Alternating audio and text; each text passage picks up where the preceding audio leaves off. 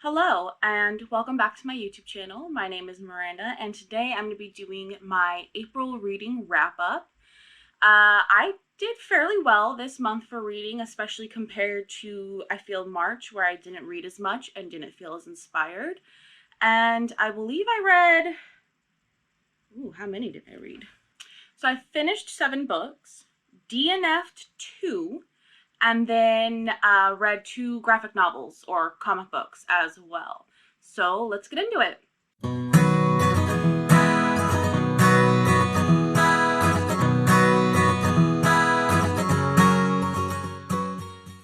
The first book that I finished this month is Alex E. Harrow's The Once and Future Witches. I rated this, I believe, 4.5 stars, and I really enjoyed it. It follows 3 estranged sisters as they meet once again in a place called New Salem, and they are called together by a force or a bond that they have that is a force of witchcraft.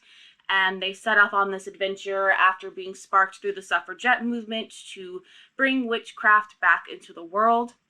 I thought it was a really nice story. I don't read historical fiction too much, but this one was really gripping. It was very nice and fast-paced. There was a lot of things that happened, so it was just a continual, nice, even pace. It wasn't like a whole bunch of slow build-up for one big event, although there was a pretty big event, and I will admit that I teared up. I teared up. It was really good. I have some criticisms of it, but I do talk about this a lot more in depth on another episode, my last video actually, where I did a whole book talk on this with my best friend Allison. So if you're interested on more of our thoughts and opinions on it, you can go ahead and check that out. But yeah, The Once and Future Witches was my first book of the month, and I rated it 4.5 stars. The second book of the month is T.J. Klune's The House in the Cerulean Sea. I rated this 5 stars. I know a lot of people really love this, but it was just so wholesome and heartwarming and kind of just what I needed. I think I read this in less than 24 hours, which back in the day wouldn't have been too shocking, but now as an adult with more responsibilities and hobbies and work, it is pretty impressive for me to read a book in like 24 hours or less. I teared up at this several times because it was just so wholesome and so, I know this is pitched as a fantasy, but I almost read this as more of a contemporary with a fantasy sprinkle on it, which is why I'm kind of surprised I liked it so much. Because it did feel more like a contemporary, and I definitely understand people saying that it has more of a middle grade element to it. The writing style is very simplistic, but I think that just adds to the nature of the story. And essentially it is this man who works for a government agency that looks after orphanages where magical kids are sent to kind of basically they're keeping an eye on these magical kids or magical creatures, and he is one of the few social workers who actually kind of gives a damn about them and does his job the way he should and actually cares about the kids. He gets sent to an orphanage. He actually gets sent there for a month, whereas normally he just stops in and makes visits, because this orphanage is home to the Antichrist. And it's really amazing. There's Lucifer, his nickname is Lucy, and he is absolutely adorable. There's so many just cute like characters in this. My favorite personally is Chauncey, who is an unidentifiable sea creature who just wants to be a bellhop. And he tried to pretend to be mean by saying he wasn't going to wash the main character's clothes. And then he was like, no, I'm kidding. Please don't take that privilege away from me. And I teared up at that. Chauncey is my favorite. Or Chansey. I'm going to say Chauncey. It sounds better. It doesn't sound like Pokemon. But overall, if you're looking for something like just really sweet and heartwarming and light, I would give this a read. It is a gay protagonist, and there is a male-male romance in it, which I thought was very sweet and well done as well. And just again adds to the whole wholesomeness of it, the whole theme of caring for these children and wanting to make the world a better place for magical children. And it was just it was just really, really cute. Like, definitely, especially if you're feeling down, give this one a read.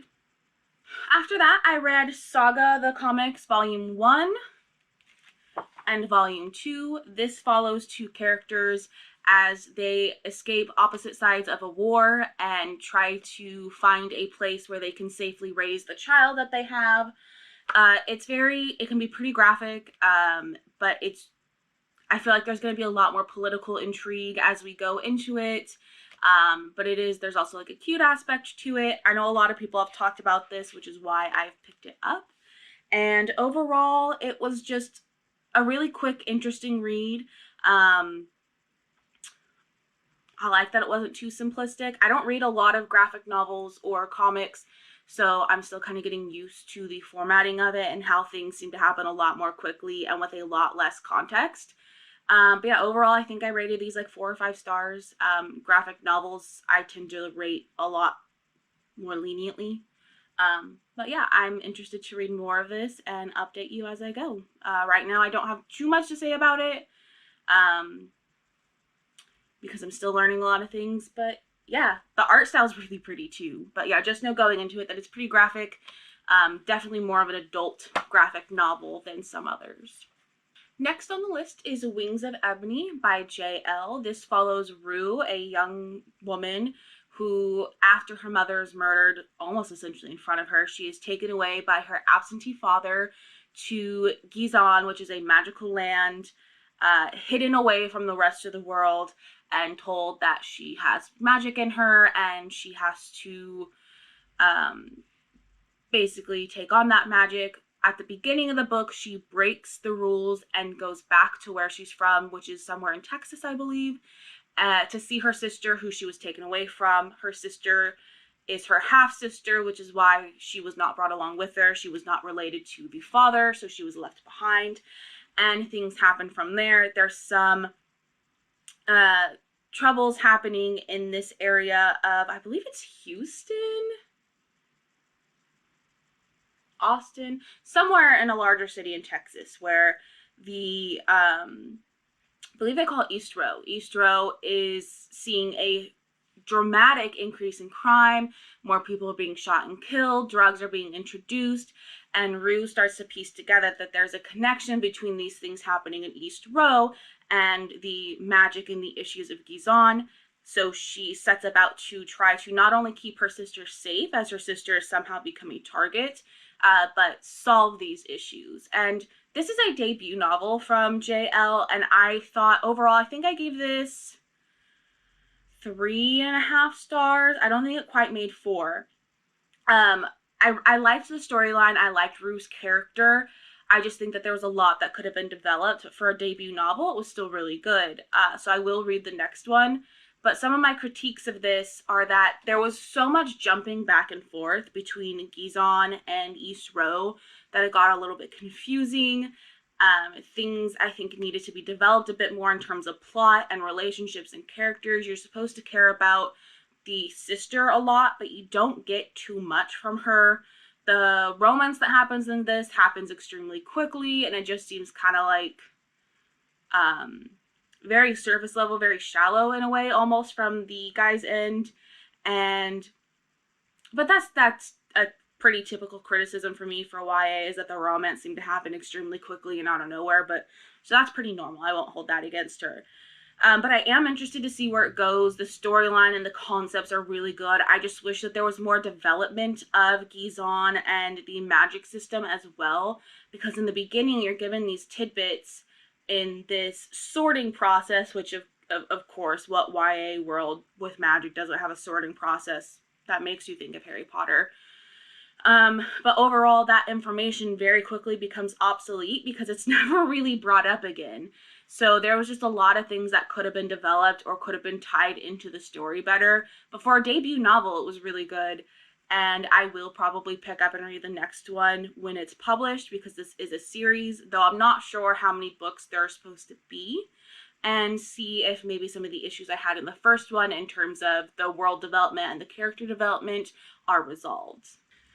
After Wings of Ebony, I finally finished Harrow the Ninth by Tasmanier. I put this off for a while, I think partially because I was afraid to not like it as much as I liked Gideon and not like it as much as my husband did, but also because I knew if I picked it up and it got good, I wouldn't want to put it down. So I was waiting for a time when I had a bit of a break from work to just kind of binge read it. I gave this 5 stars.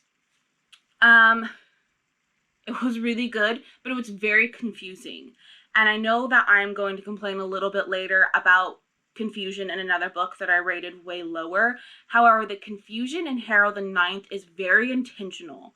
It seems like a very, very deliberate and strategic choice by Tasman Muir to add to the narrative in a way that keeps you guessing, although you do kind of start to piece it together. And I just think it was a very good choice. It's a very not common choice. It's definitely something that you don't see happen too often, but it's a very good choice. And I think it really, really worked to add to the narrative. And I'm really excited to see what happens in Alecto. But essentially, after the events of Gideon, and I'm not going to go too much into it because I don't want to have spoilers, and I think my husband and I are going to do a book talk on the series, so that might be coming later. The narrative changes so much. You're focusing on Harrow, of course, after what happens at the end of Gideon, but it is written in a second person perspective, so there's a lot of you and a lot of just, it seems very confusing. But as you go along and you start getting these little hints, these little tidbits, you start to piece it together. And once I started piecing it together, it made so much sense, and I was just like mind blown how amazingly Tasman Muir did this. And then the little scenes, the flashbacks to what happened at the first house and how twisted they were and how much different they were, just was absolutely incredible. I know some people said it was really confusing, it didn't make sense, and it doesn't, but it does at the same time. It's very deliberate. So I definitely think if you go into this, it's going to have a very different feeling from Gideon the Ninth, but it's worth it. You just kind of have to stick with it.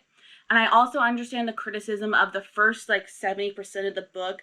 Not much happens for a payoff later, but I again believe that was a deliberate choice. You learn a lot more about the necromancy system. You learn a lot more about the original lictors and the emperor himself. So I believe, in my opinion, it worked, and I really love this and gave it 5 stars.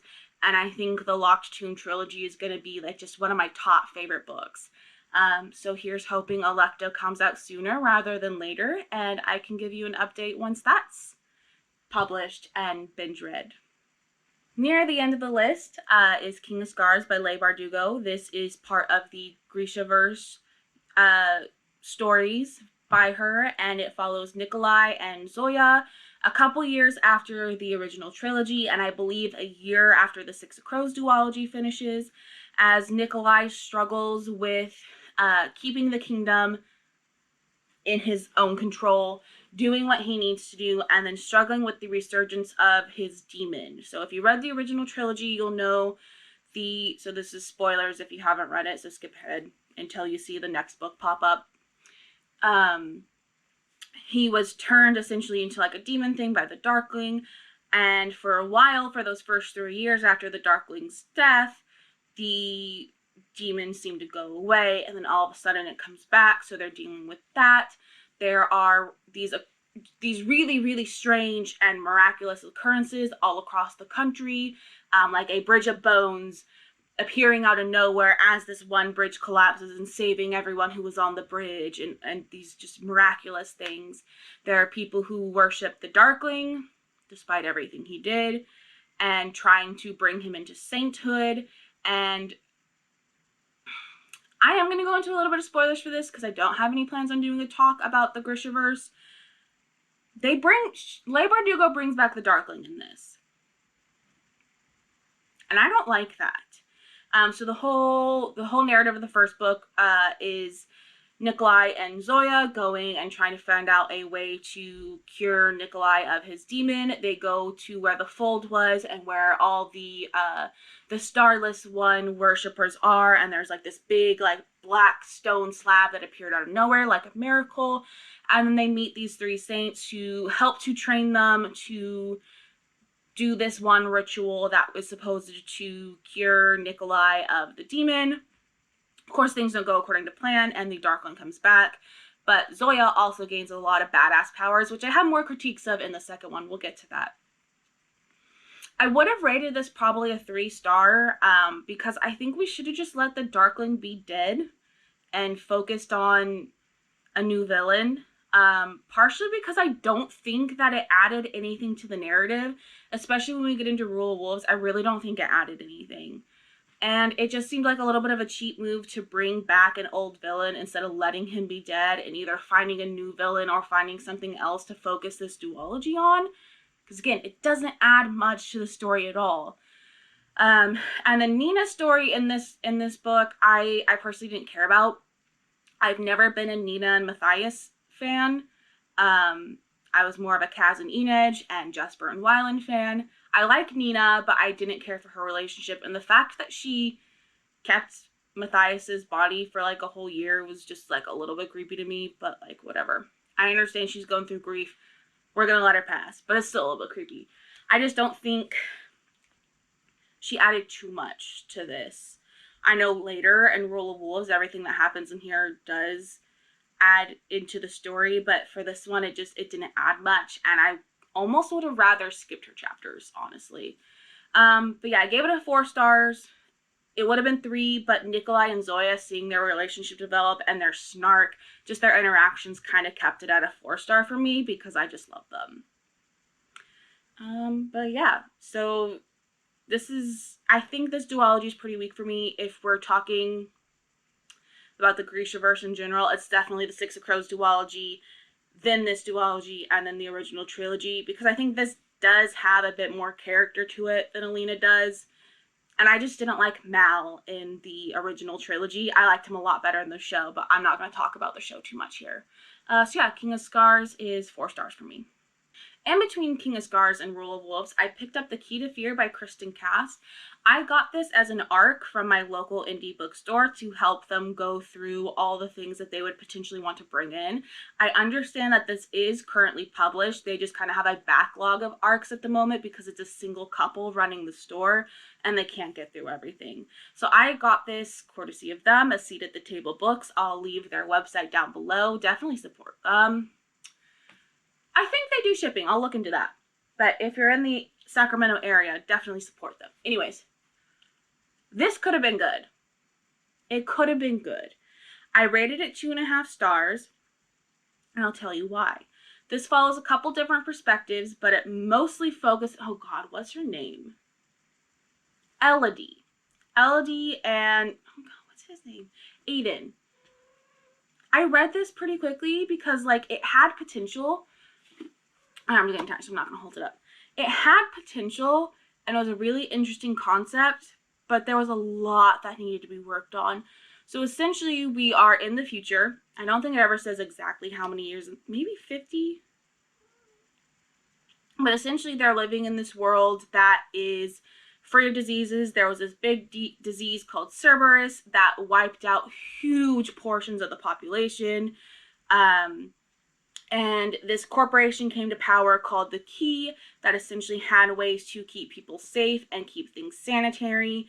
And it starts with Elodie, who is working in one of the Key's medical centers, and Aiden, who technically works in the medical center but is sent down to the morgue area, essentially.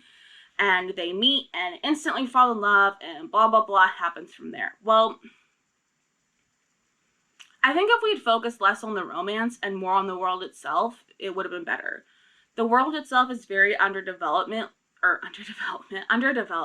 You get bits and pieces of how this corporation changed things, how things are going, how things are germ-free. Oh, and you're not supposed to touch. That's the kicker. That's the thing I forgot.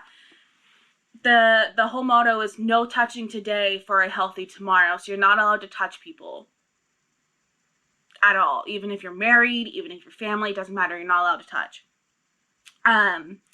So people are supposedly like chill with this, which doesn't make sense. It doesn't go into how that happened at all, how people accepted that. It doesn't give you much background at all, and I really wish that it had. I think if it had, the story would have been a lot stronger. You would have at least gotten some more information besides this panini happened and half the population's gone and now we don't touch and everything's sanitary. That's it. The characters I also thought were really flat. Like, obviously, I couldn't even remember the main characters' names. I actually liked the side characters a bit more. But Elodie is this like goody two-shoes girl who's studying really hard to be the lead nurse in her department. Aiden is like a slack-off who doesn't care. And there's this faction, I also forget what the faction's called, that's like resisting the key. And spoilers, Aiden's a part of it. He gets Elodie into it. It's just, this whole book is a hot mess. Like, it's a hot mess because nothing's really explained. And they meet for like 5 seconds and are like suddenly infatuated and obsessed with each other. Elodie is engaged and she doesn't want to call off the engagement. She doesn't want to stand up for herself. The guy she's engaged to is like a total selfish dick. Her mom's a selfish bitch too. Like, it's just, it's a hot mess. It's a hot mess.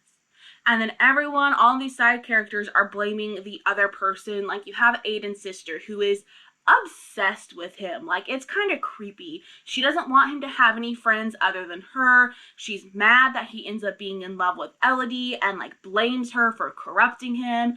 And like, she can be his only person, which is, it's like creepy. It's uncomfortable. And I liked her at first because she seemed like one of the only interesting characters. And then she was just too obsessed with her brother. Like, they have a tragic backstory and I understand that, but being that obsessed with your brother is just really creepy. And then Elodie's fiance, he's part of like the law enforcement people essentially, and he blames Aiden for getting Elodie involved in this faction. It's just all this back and forth. I could keep going. There's a lot to this that I didn't like and felt could have been developed, but I don't care enough to. So yeah, 2.5 stars. The Key to Fear could have been better. Not gonna read anymore. It's supposed to be a series. I genuinely don't care enough. And I don't think reading a finished copy of this would have changed the way I felt. So, sorry, Kristen Cass. I think you're banking on the House of Night too much to get you support for this. Develop the world better. And lastly for the month is Rule of Wolves by Leigh Bardugo, the second part of the King of Scars duology. I left the dust jacket off because it's just really pretty and I really like this, so we're just going to look at this. I rated this, I think, 4 stars because, again, having the Darkling come back really didn't add too much. The wars that they were fighting made... Oh, Tiki's twitching. That's so cute. The wars that they were fighting, like, it made sense, but I felt things were kind of wrapped up too quickly, too neatly. And I'm not going to spoil this here.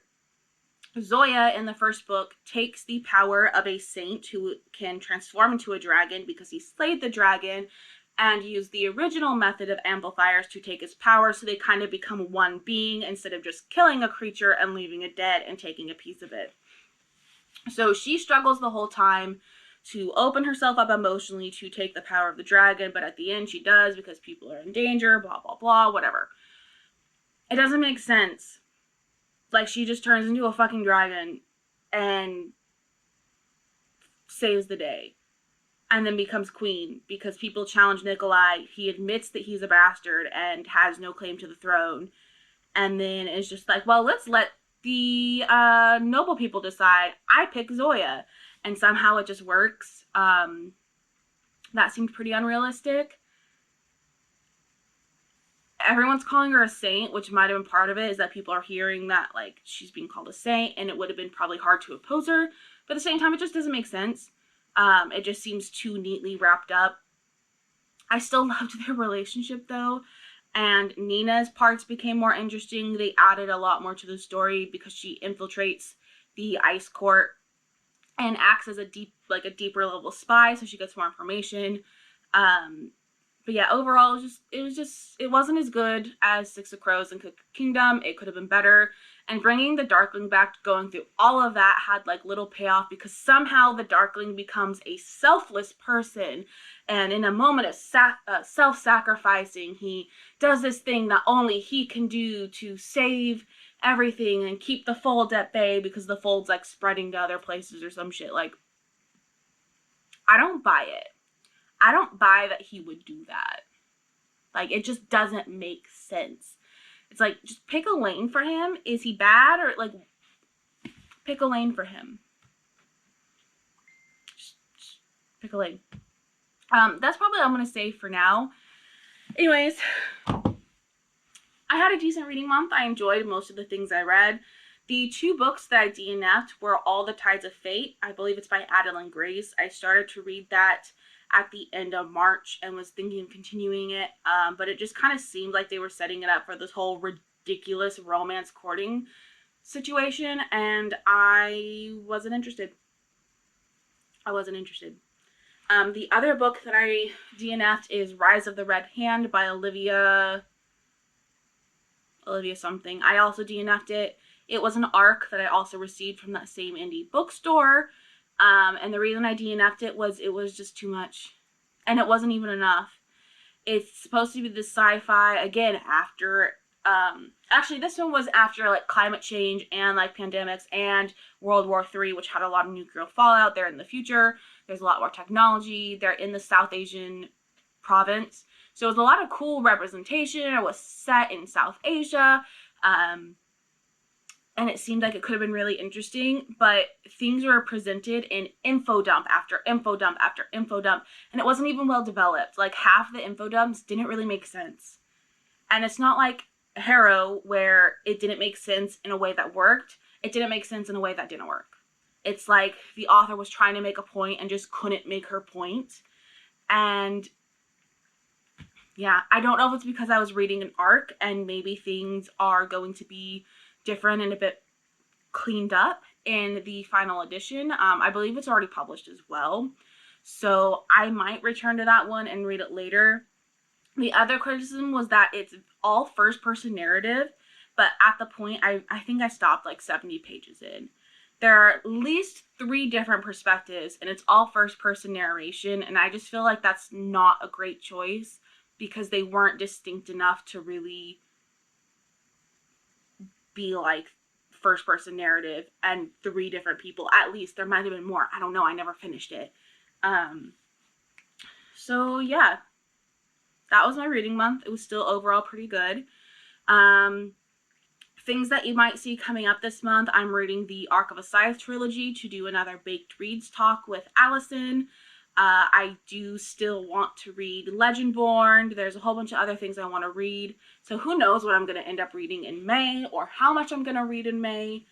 Because I've been on more of a cleaning kick lately than reading kick. So who knows? We'll see. We'll see. But other than that, thank you for watching. If you've made it this far, go ahead, like, comment, subscribe. I'll leave my socials down in the description. So follow me. We can be friends. We can talk. We can chat. We can say what we did or didn't like. If we disagree, if we agree, you know, let's talk. Let's be friends. And stick around. Next week, I'm going to finally do the BookTube newbie tag because I just realized that it's a thing that exists and I never did one. And I want to be part of the community more, so notice me. So that's coming up. I have a dress sewing vlog that's coming up. It is in a similar style to the circle skirt one, but I do plan on changing up the way that I do sewing vlogs after that. And then yeah, more of the baked reads series, potentially, well, probably for sure, but let me know if you like that. And then maybe in the future I will do a reading vlog where I give second chances to the books I've DNF'd.